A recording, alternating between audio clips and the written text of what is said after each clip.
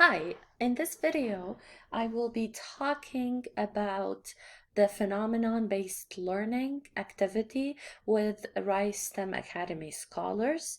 So after you have read and watched a video about what a phenomenon in science is, and we have discussed during class, questions related to the phenomenon, what you notice and what you wonder, and what you think about phenomena.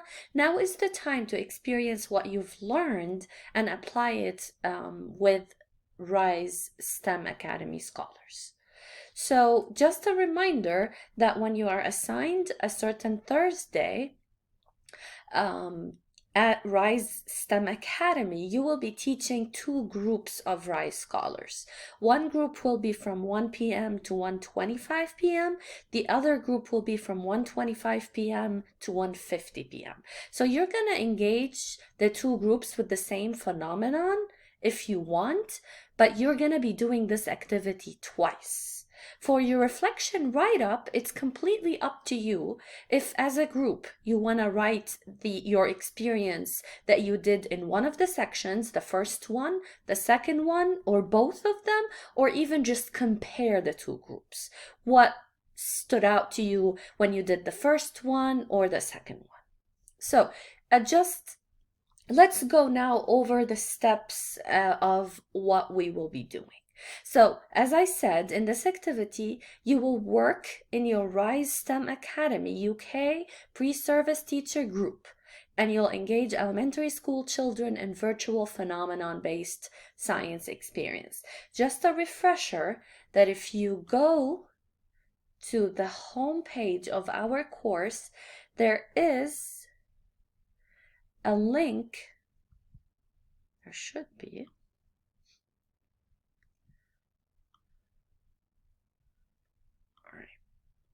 there's a link here, the Rise STEM Academy student and pre-service teacher group, that will take you to this Google Doc that shows each UK PST group, and it shows also the kids at Rise Academy that you will be working with. So on February 11th, you're going to be doing the phenomenon-based STEM learning experience. If you're in a UK group 1 from 1 to 1:25, this is your group of 4 kids, 1 to 1:25 to 1:50, you have 5 first graders, and so on and so forth.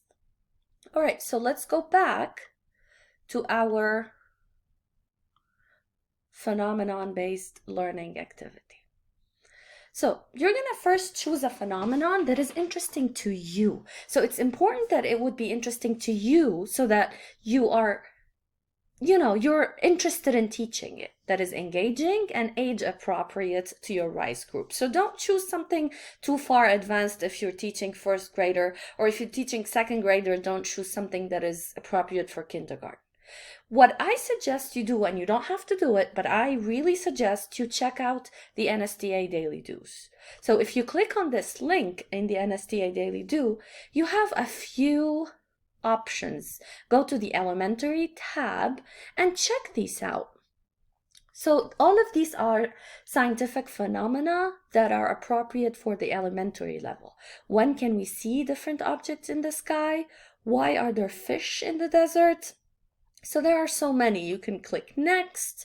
And let's say I randomly want to choose why is our sun so big and bright. This is actually a lesson plan that the NSTA provides for teachers. It tells you that it's about astronomy. Ask yourself if you like stuff like that. Earth and space science, this is a lesson plan. It's elementary and it's grade 5. So you might want to think twice. Anyway, if you go, it tells you here an introduction about this phenomenon, and then there's a video. Watch this video. See if you can play this video with Rise STEM Academy to engage them in this phenomenon. So the point of this activity is to engage these kids with a phenomenon. It tells you here, before you and your students engage with today's task, students need to have an understanding about these. So it tells you what to do with the students. This is a detailed lesson plan that helps you administer this phenomenon, experiencing the phenomenon, investigating the difference, and you can discover that this is not an appropriate phenomenon that you will be able to do virtually during the day, for example. So you just move on. If you can find one that is appropriate, then you choose it. So this might take a little bit in your group, but this is extremely important. And again, you can check the wonder of science like you did for your phenomenon assignment. And they have plenty of phenomena as well that you can choose. Let's say I want grade 1, sun, moon, and star patterns, and there are tons of resources here. The NSTA Daily Do is good because it gives you lesson plans, but sometimes the Wonder of Science does too. So let's go back. All right, so you're going to visit the NSTA Daily Do, you're going to choose one, and then you're going to plan to teach it. Don't write a lesson plan. The lesson plan is right there for you. You're going to study the plan.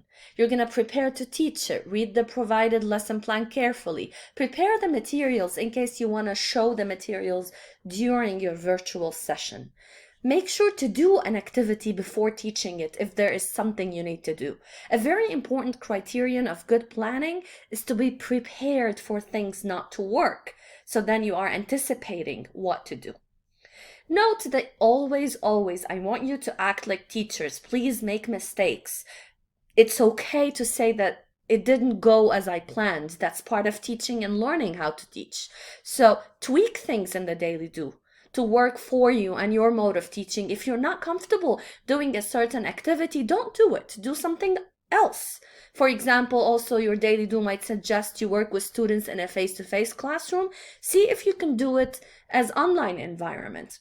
Within an online environment. If you don't know how, email me or text me, and maybe we can brainstorm together. Be creative, be ready to make mistakes. It is part of the learning process.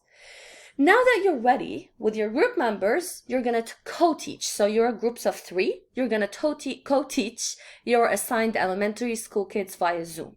Important, do not take screenshots, pictures, or videos of your students from the teaching to protect their privacy. You can, however, share any handouts or pictures of the materials that you used, or pictures that do not include their faces or reveal their identities in any way. You will teach again the Daily Do twice, one at 1 p.m. and another one at 1:25. All group members need to engage in teaching the Daily Do. So that's part of the co-teaching. Assign roles as you see fit. Plan ahead all the necessary details. Sit together and say what each one of you will do what. This is an important experience for you. Make use of it. Make sure to engage your participants as much as possible. Do not just lecture them. Do not spend the entire 25 minutes them watching a video. Now you're done with teaching or engaging the kids with a cool, interesting scientific phenomenon. Now is the time to write up a reflection. So remember to take notes as you are experiencing. Remember to jot down your ideas because you can forget. And the write-up that will be due on February 26th will include the following. So each group will submit one reflection, and the reflection is 3 pages, and it should include your names, list the names of all the group members, your participants' information. So if you had 4 kids, share their pseudonyms, their ages, grade levels, and any other relevant information. If they had special cases, special needs, or if they were gifted and talented, anything that you think is relevant. They were bored, they were crying, they were excited, and then describe the teaching setting. How did it happen? Were you online? Was the connection bad? Be creative and be detailed. Give details. Number 4, you're gonna describe or discuss how it was before teaching. So share why you chose this particular Daily Do. And describe in details how you planned for teaching this Daily Do. I don't want a lesson plan, just discuss with me. You met a few times outside in the cold on campus, and this is how you planned. One of you grabbed the materials, another one planned to do this and that. So talk with me about that. Then during teaching, summarize the teaching session, both of them, one of them, or compare.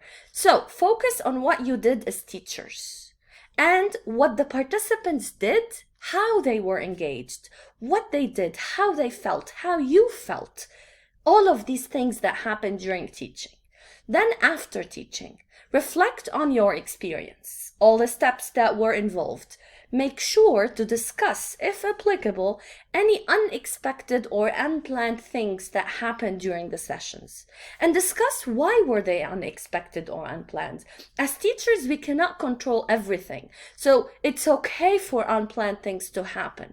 But how did you handle them? Maybe you didn't know how to handle them, which comes to the last point in the reflection. Discuss what would you do differently if you were to teach this daily do or phenomenon again. And I know most of them will say, I would do it face-to-face next time.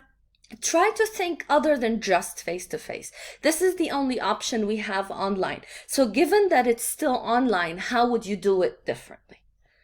And then check this very important resource. This is actually a very good reading about how to interview students and elicit their ideas. These have really good suggestions on how to interview students or how to ask them questions that are not just yes/no questions. Open these documents and go over them as you're planning to teach. These are good items for beginning teachers. So like, what do you see going on here? What did you notice when this happened? When or why does this occur? So these are really nice questions and nice resources that you might find extremely useful.